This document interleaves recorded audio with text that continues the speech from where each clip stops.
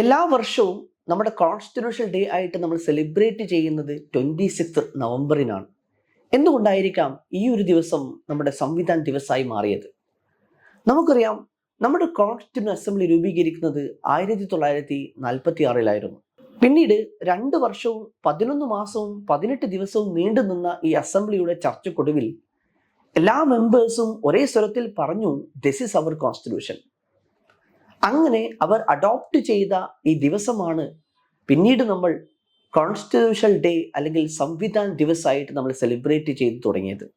നമ്മുടെ പ്രിയാമ്പിൾ വായിക്കുന്ന സമയത്ത് പോലും നമുക്ക് കാണാൻ പറ്റും, ഈ ഡേറ്റ് അവിടെ മെൻഷൻ ചെയ്തിട്ടുണ്ട്. Like in our constituent assembly this 26th day of November 1949 do hereby adopt, enact and give to ourselves this constitution. നമ്മൾ അഡോപ്റ്റ് ചെയ്ത ഈ ദിവസമായിരുന്നു 26 നവംബർ 1949. എന്നിരുന്നാൽ പോലും ഈ ഒരു ദിവസം നമ്മൾ ഒഫീഷ്യലി സെലിബ്രേറ്റ് ചെയ്യാൻ വീണ്ടും വർഷങ്ങളെടുത്തു.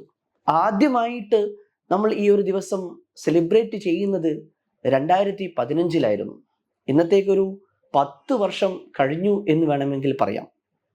This year 2025, this is our 76 years of constitutional day.